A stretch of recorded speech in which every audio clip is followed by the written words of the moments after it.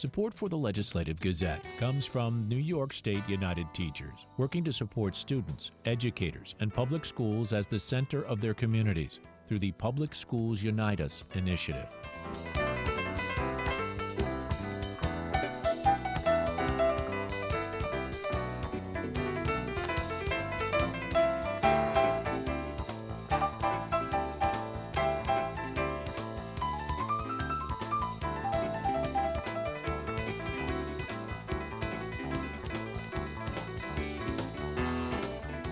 New York State's Health Commissioner, Dr. Jim McDonald, is offering some guidance on how to deal with the new COVID-19 strains that are emerging this summer. The Legislative Gazette's Karen DeWitt with more. Commissioner McDonald says once again some new strains of COVID are emerging and infection rates are on the rise. The current dominant variant is known as EG5, nicknamed Eris, as well as FL151. The new variants have similar symptoms to previous strains, including fever, cough, sore throat, and a runny nose, as well as changes in taste and smell. While they appear to be even more contagious than previous versions of COVID, they are not believed to be any more severe than the recent milder strains. The health commissioner says that now, more than 3.5 years since the disease emerged, most people can regard it more like any other illness that requires prompt treatment and sensible precautions. Strep throat's a treatable disease, but it wasn't always a treatable disease. But right now, if we have a sore throat, we think we have strep throat, we go to our doctor, we get some penicillin, we're feeling better the next day. I'm not saying COVID's going to be like that, but I think we need to think about it that way. Like, in other words, yeah, if you get sick with COVID, it's treatable. For a long time, McDonald was a novid, meaning he never contracted COVID, even though he actively saw patients during the height of the pandemic. But he finally came down with the virus this past July. He says the way he handled the illness can serve as a guide for how seriously most members of the public should react when they see the telltale line that indicates a positive reading on a COVID test. Here's what I did when I got COVID. I tested. 4 hours after I had symptoms, I was testing positive. Well, that was interesting, right? Yeah, it takes something 22 hours after I started having symptoms. I took my first dose of Paxlovid.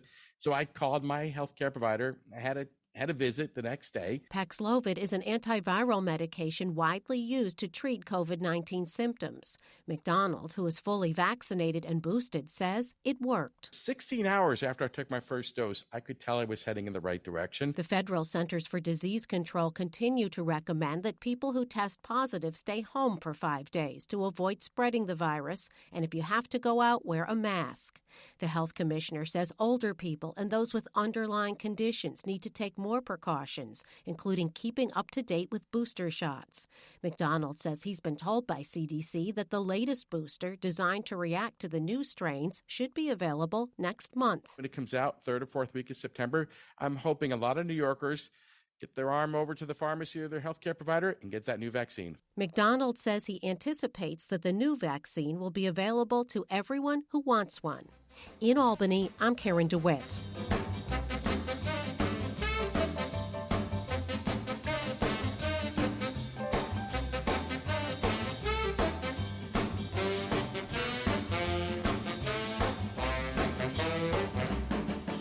You are listening to the Legislative Gazette, program about New York State government, politics. I'm David Guistina. The New York Public Interest Research Group describes itself as a nonpartisan, nonprofit research and public education organization. They seek to inform New Yorkers on issues concerning voting rights, energy and the environment, government accountability, public health, consumer protection, higher education, New York City mass transit, and more. NYPIRG's sister organization focuses on college students, many of whom work for NYPIRG, which has a presence on many SUNY campuses in the state. I spoke with Blair Horner this week. He's the executive director of NYPIRG, and asked him if informing young college students about the important issues would get them to actually vote in elections. Yeah, I mean, you're absolutely right. I mean, our guys do, but the 18... Hey, I'm a broadcast journalist. They say they do. Well, we know that 27% or so, or 30% do in the last election. So some of them vote, most of them don't. And that's been a historic problem going all the way back to when 18-year-olds first got the right to vote in 1971 in New York and 1972 in the country. It's always been an issue. Actually, the fight for young people to get the right to vote goes back to 1941 when the draft age was lowered to 18. And so the slogan, old enough to fight but not old enough to vote, goes back a long way. But young people have the right to vote, and the problem always is a system open to making it easy for them to register? Because unlike every other constitutional right, you have to register to get it, and we view that as a problem, the various obstacles. And so there have been changes in the law that should make it easier, and we're hoping in 24 that there'll be a big turnout. Well, let's go there, because we're going to see a whole new crop of young people that are going to be able to vote in that 24 election. Certainly, we, at least from survey research, see that many young people are concerned about the environment and health care and other very important issues. And yet, in order to get them to the polls, what New York has done is put ballot boxes on campus now across the state. I wonder, you get it closer to them. You bombard the campus with information. Hopefully the professorate tells their classes, get over there to vote. And maybe you think it'll have any impact in 24 if more young people vote? Well, I think if more young people vote, it will have a tremendous impact, because the United States is sort of a polarized electorate now. And if you're looking for movement in terms of voters, it's going to be the younger ones. If you can tap into them and get them to turn out, it could swing an election. There are many congressional districts, for example, in New York, where the winner in 22 won by a very slim margin, and they all, pretty much every district has colleges in them. The state law was changed for the 22 election cycle and going forward, which says that if you have 300 registered voters on a campus or more, there has to be a polling place.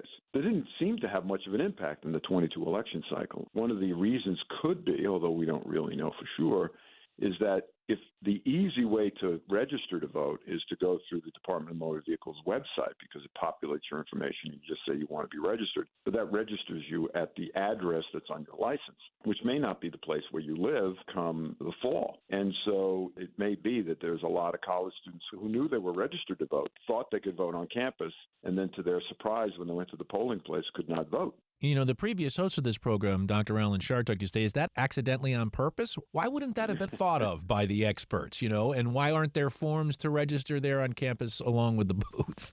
Yeah, I mean, there is now another new law that went on the books for this coming year, where students can register to vote online through the State Board of Elections website. But it seems, again, none of these things are done deals until the actual election shows up and we have some time to fix things. But it looks like you have to create like a state account in order to register online. I mean, and so anytime you throw up an obstacle for a first-time voter, it makes it harder. So what we do on the campuses where we're at, we help the person register to vote. We actually stand there, and here's the form. Here's what the address is if you want to register on campus. You put your address in. If you don't want to register on campus, wherever you live, you sign the document. We review it. We make sure that it's all filled out right, and then we file it for them. So we try to make it as easy as possible, but not every campus has that level of intense voter registration, and so it can easily be that there is at least some percentage of young people. Now, we'll see what happens. There's this online opportunity. Maybe that can be made more streamlined in a way to allow people to register to vote.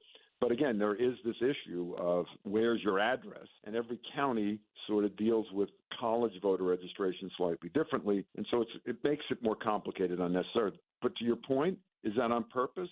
Well, it's on purpose to the extent that nobody's grappled with it and tried to fix it other than advocates. And so, I mean, you get elected to office by the people who show up at the polls. You start bringing new people in, and that creates uncertainty as to whether or not you'll win again. And so there is some caution that often plays out when you're dealing with lawmakers and trying to get them to change the laws to make a constitutional right, which is what it is in New York, a constitutional right to vote made easy instead of hard. We're speaking with Blair Horner. He is the executive director of NYPIRG, the New York Public Interest Research Group. Blair, you say your group is nonpartisan. Play a little devil's advocate here. But, you're just talking about young people. They're progressive. They like a lot of progressive issues. You're just talking about voting rights. It sounds more liberal than conservative to me. How do you battle charges that you're an independent cover for a liberal organization? Well, we certainly have a point of view. We have policy positions on issues, but it's not based on partisanship or even ideology. It's based on best practice and what the science tells you.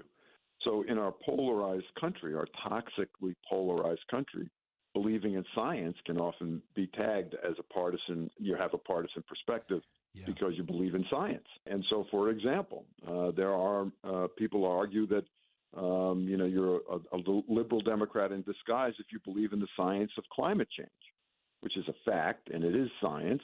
And the response to it is not to pump as much greenhouse gas emissions into the atmosphere, because that's what's contributing to global warming. Now, that can sound like a liberal perspective, but it is rooted in science. And the response of how you deal with it follows what the world's experts say we should do. So again, one way to undermine, for industries to undermine reforms, is to make a toxic environment, muddy the waters, so that the supporters of the reform can be tagged in some ideological, partisan way. That ain't true. And so, again, people are going to say whatever they're going to say, but that's the way we approach our issues, is to look at it in terms of best practice that you find in the rest of the country or the world. And what does the science tell you should be the path to solution of whatever that particular problem is. So, well, you let the chips fall where they may. Yeah, and I'm so glad you mentioned climate change and the environment. It's one of the issues you're concerned about, as we all are concerned about. I mean, wildfire smoke, fires we just saw, unbelievable historic fires in Maui, the floods that the Northeast has been experiencing, all the other extreme storms that we're seeing, not only in this country, but around the world. As you said, it's science, and we're seeing it with our very own eyes now.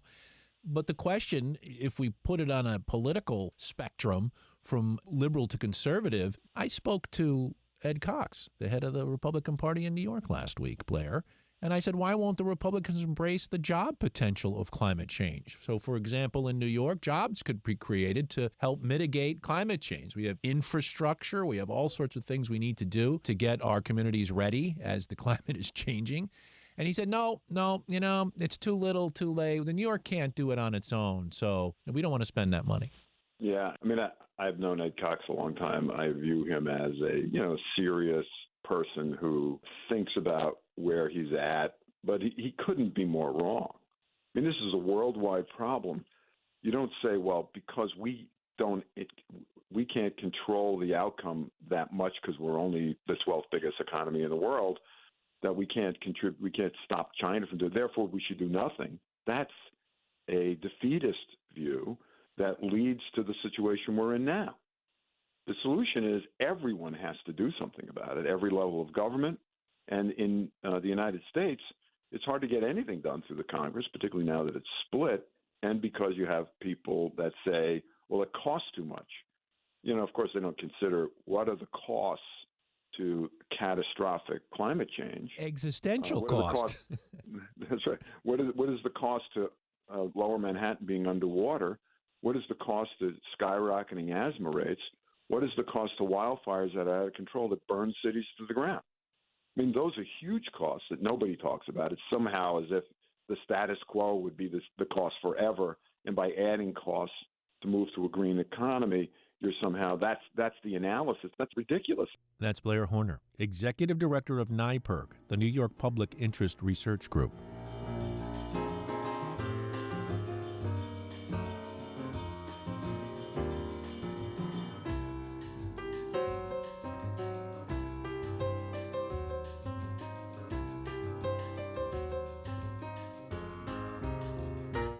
You are listening to the Legislative Gazette, program about New York State government and politics. I'm David Guistina. U.S. Trade Representative Katherine Tai visited the Albany area this week, the first anniversary of the Inflation Reduction Act. The Legislative Gazette's Dave Lucas was there and filed this report. Tai was in Malta to tour manufacturer Global Foundries chip-making facility. An important part of my job is coming out and traveling the United States to make sure that when I am representing the interests of our country in trade forums, that I am being informed by the conversations that I'm having, the meetings I'm doing, the workers, and also the companies in their communities where they live and work and where they are. Here in New York, I'm also here to spend time with Congressman Paul Tonko, who is a good friend of mine, to see the community that he represents. And what I think is really, really important about this community is we are seeing exactly where our industrial history has been, where it's taken us over time, and an erosion in industries here. And then right now, a moment of real rebirth and reinvestment. Democratic Capital Region Congressman Paul Tonko of the 20th District joined the ambassador for the tour. Afterward, the two traveled to Schenectady for a roundtable discussion with Communications Workers of America union leaders and workers. I wanted her to make certain that there were efforts to visit places like Global Foundries that are in a global marketplace, competing for jobs and providing services for companies around the world.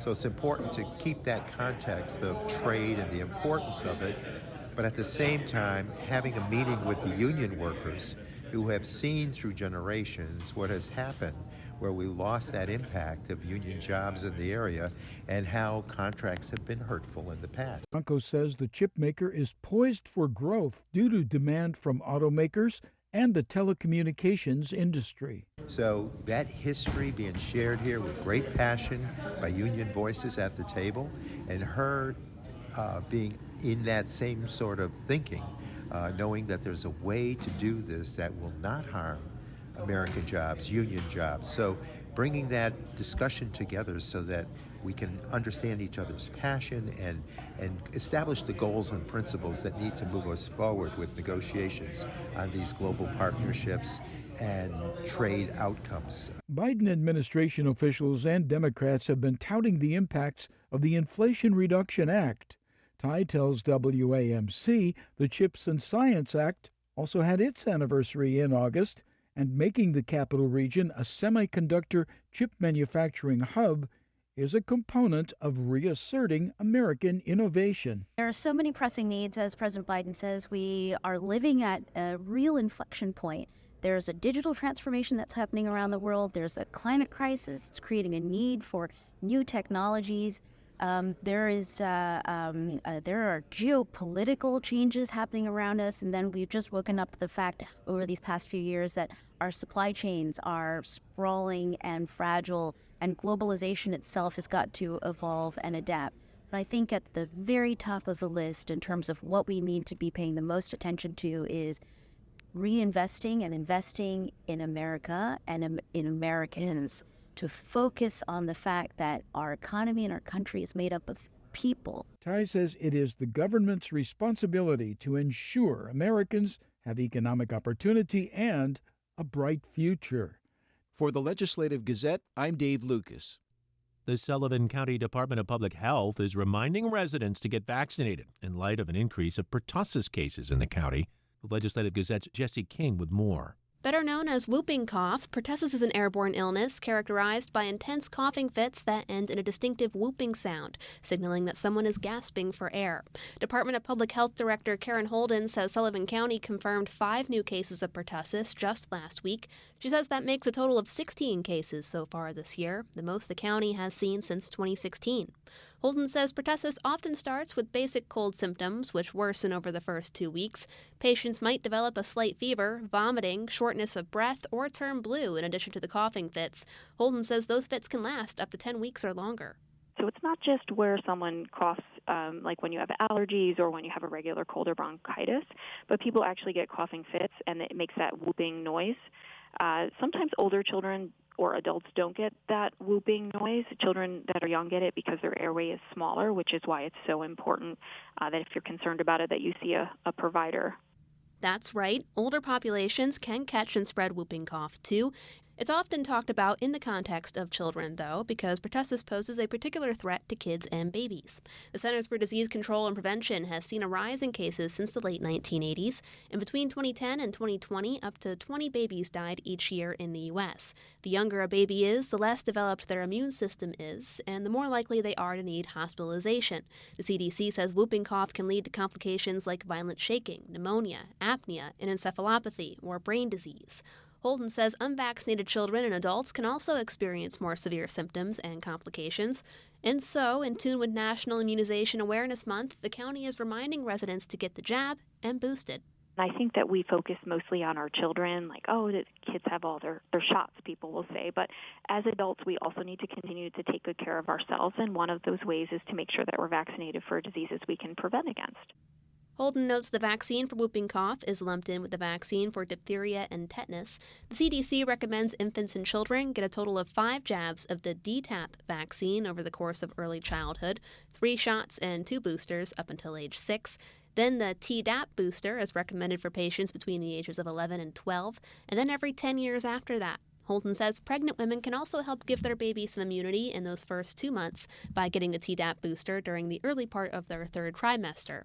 But often, she says, people forget all about the Tdap booster, or they don't remember it until something comes up. Most people will think about, well, when did I get my last tetanus? Did you get cut or step on a rusty nail? But it's super easy. I certainly wouldn't recommend a specific pharmacy, but any pharmacy you can call, see if they have the vaccine, and you can also just log on to some of them and make an appointment. It took me 15 minutes. Beyond vaccinations, if you have cold symptoms, Holden says you can help stop the spread by covering your coughs and sneezes, discarding tissues, washing your hands frequently, refraining from shared cups or silverware, and staying away from others until you've been checked out by a healthcare provider. Above all, Holden urges new parents to be mindful of family and friends as they come to visit their newborns. They often screen grandparents, someone who's going to be babysitting your new baby.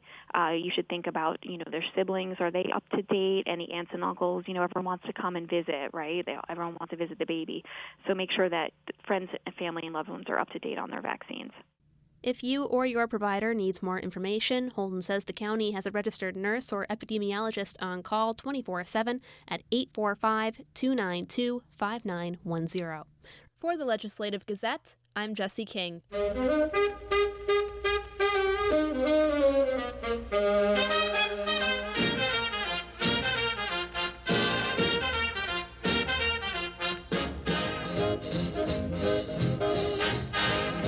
You are listening to the Legislative Gazette, program about New York State government, politics.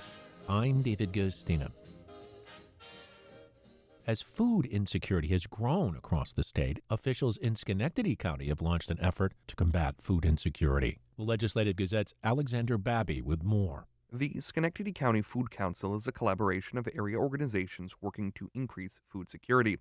Speaking Thursday in front of Schenectady City Hall, Democratic Mayor Gary McCarthy says the efforts will reduce a 10.3% food insecurity rate in the county, nearly 16% among children, double the national average. You want people to be able to get basic nourishment, some of the basic things in life, and so we're here today to make sure that we're able to deliver that, to make it happen, and make everyone in Schenectady feel secure, and so that they have a level of dignity that they can enjoy the good things that are happening within our community. Christy Milligan, Director of Grants and Community Programs at the Schenectady Foundation, says the effort will directly tackle food insecurity. It's being supported with $600,000 in American Rescue Plan Act funding. This is really our community-wide, county-wide effort to make sure that we're really digging into the issues of why food insecurity exists in Schenectady County and making sure that we're figuring out the best, strongest, most effective ways to make sure that our county is taken care of. State Assemblyman Angelo Santa Barbara, a Democrat whose district includes parts of Schenectady and Montgomery counties,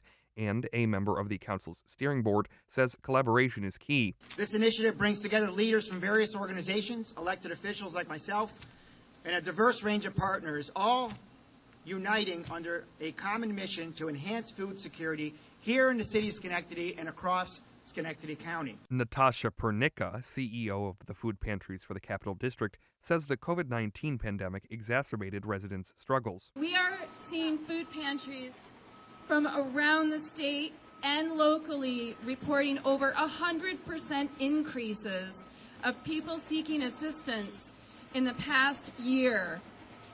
According to Feeding America, there's over 14,000 people in Schenectady County that are considered food insecure. Pernicka says her organization is referring more people to food pantries this year, about a 20% increase. Amari Tanyon Santos, executive director of Schenectady Community Ministries, says access to healthy food is key. Reliable and consistent food access is the number one barrier in food insecurity. Reliable transportation, consistent food quality, religious and cultural practices, immediate need and consistent resourcing are all challenges. Aideen Viscusi, who serves on the board of directors of the Electric City Food Co-op, which aims to open a community-owned grocery store in Schenectady this year, says the Food Council is learning from others like it. We're joining actually 15 other food councils that exist just in upstate New York alone. So there's this bubbling that's come up since COVID.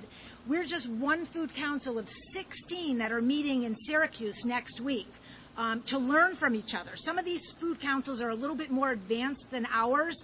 They started a few years ago. Viscusi says $4 million in funding for the co-op from the city and county are a start, but $6 million would be ideal to establish a new local grocery store. Viscusi points out that minority neighborhoods often lack the same food options as wealthier, wider neighborhoods. This is really, we don't like to say a food desert because it's really not a desert. A desert is a naturally occurring ecosystem in the world. This is more like food apartheid. This is the food system working exactly as it was designed.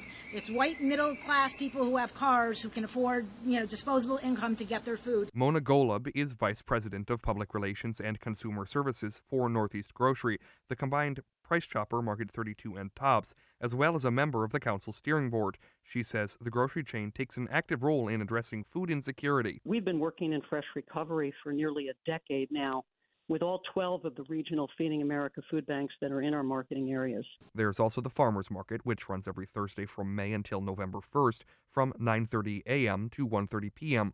Kathy Shear, who manages the market, says it's a good place for people in need to shop. Right now we're offering a special deal with food stamps that people can get a $2 coupon for every $2 in food stamps that they take off of their card. So it's basically doubling their money. And it's right here, so they don't have to go that far to go shopping. So it is helping. And we also have had Kathy Albert from the Senior and Long-Term Care handing out $25 booklets of coupons for low-income seniors. More information about the Food Council can be found at WAMC.org. For the Legislative Gazette, I'm Alexander Babby. And that about does it for this week's show. The Legislative Gazette is a production of WAMC Northeast Public Radio. We had help from the New York State Public Radio Network. You can listen to the Legislative Gazette anytime at WAMCpodcast.org or anywhere you get your podcasts. Look for program number 2333. And join us again next week at this same time for more news on New York State government and politics. For the Legislative Gazette, I'm David Gustino.